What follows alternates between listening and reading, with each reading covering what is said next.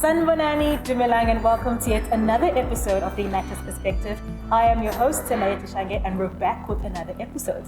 Today we're joined by Tshepo Mahloko, who is here to share about his journey with Enactus. Actually, he started all the way from 5.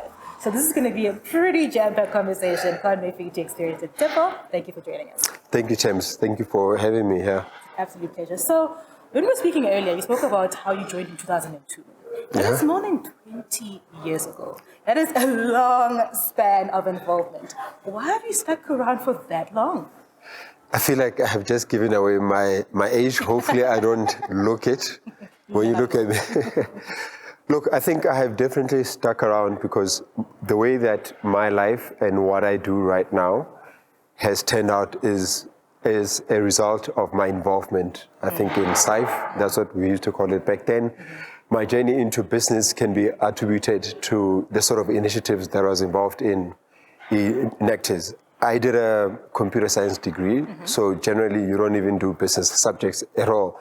I learned business in SIFE, the 4 P's of marketing, SIFE, right? So for me, I really took a lot from it that I still use today in all the initiatives that I'm involved in. Speaking of today, you're here in a cap as a judge. So you wear many caps, right? So today you're here as a judge, right? So having seen some of the projects thus far, what is your take from it? Look, I've seen Enactus, back then SIFE, evolve through the years, and I think the quality of projects has definitely gone up. I like the fact that the students are now focused on 2 or 3 projects, as opposed to, I think back then would try to do 8 projects and 10 projects. But when you look at the overall impact, it's not as great as it should be. And I think once you focus your energy, you're able to have a bit more impact. You're able to create more sustainable outcomes from the initiatives that you're involved in. And that's what I've started seeing.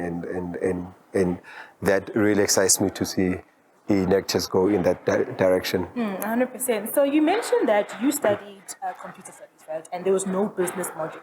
So how did what you learned in Enactus specifically help you in your business ventures? Tell us a bit more about those.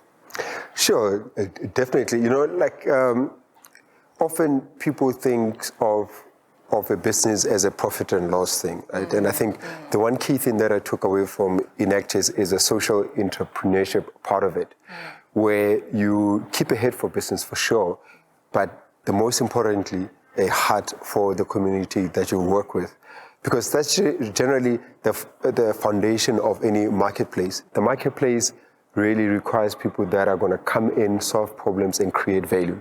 When you create value, people buy your services or buy your product. So riding on that principle, I think it's sort of allowed me to run a few successful businesses based on the same principle. Could you share maybe one of these businesses? Just a bit of inside info. Yes. So I have an agricultural farm. We farm commercial vegetables with offtakes from one of the biggest retailers that we know. And at the same facility, I also run a training center because I realized that there is a gap in the market for training, or at least for helping create farmers that can be sustainable in the future. And through that training center, we've trained over 150 women and youth in agricultural studies. And to add onto that, the training facility itself is AgriSeta accredited, so they get a qualified a certificate from participating in it. I currently employ now 30 people because it's winter season, but come summer, I generally employ just over 40 people. We're now busy with a transformation of that business, which will see us probably take that number up to 100 people by next year this time. Oh, wow, that is incredible. So you speak of impact, right? And Enactus is really founded on the principles of impact. When it comes to now the scale of the projects that you were judging earlier, would you say that there is a lot more impact ever since COVID-19? Because we know that after those years, 2021 as well as 2020, there was a dip that happened when it comes to impact and how the projects were running. Would you say that now that has grown? And if so, what do you think are the factors that contribute to that? For sure. I think the sort of projects that they have endeavored into are projects that can scale, that's for sure. And I'm of the belief that there is no effort wasted, regardless of whether you did meet your goal or not. I often advocate for people to set themselves very high goals, right? Because sometimes it is not about really getting that big goal, but it's about what that goal makes of you. So what you become in trying to achieve that goal. I was out there trying to help solve community programs using entrepreneurial action, and as a result, I learned business skills that I never had from my peers while we were teaching. You know, so sometimes these goals aren't really just about the end result of it, but it's also about the journey and what you become as you are part of this initiative. What you make of the journey, 100%. So there's a term that is sometimes used by a lot of Enactus members called the selfish reason that you join Enactus. Would yours be starting a business, or is there a different one? Would it be, sorry, tell me? Would it be starting a business? Maybe the reason why you joined Enactus was, okay, you want to start a business, or was there another one maybe? At the time, really, it wasn't about starting a business. I've always had a heart of helping people. So it was always like, how can I use my time better, right? To sort of make a change in my environment. And it was just out of that interest. But the inverse also happened in the sense that the whole entrepreneurship bug bit me, and I later decided then to go into business. Are you still in computer studies by any chance? Just out of interest? Yes. Okay. I've got, I wear many hats.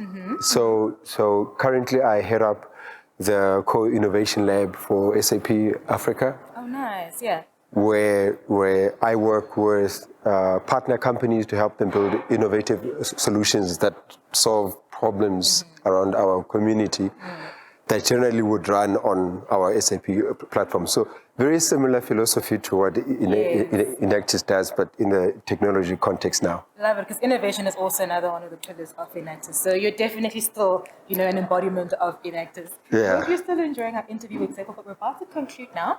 So let's just get a feel of what you can describe nationals today. So in your judge cap, right? How would you describe the project today? 3 adjectives. So I was in the semi-final round, and there were 3 teams that I was judging. And I think it was clear that some of the teams were a bit more mature.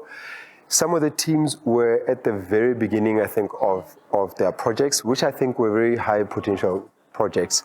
Of all 3, the whole sustainability topic is quite key. And I think all of them touched on that, which was very good. The 2 others weren't as strong as the first one, but I think there is a lot for those students to learn in being involved in that particular project, such that should they later want to endeavor into their own entrepreneurship journey, there's a lot of skills that they can take from the project that they are currently busy with 100%. to help sort of springboard them into a successful enterprise one day.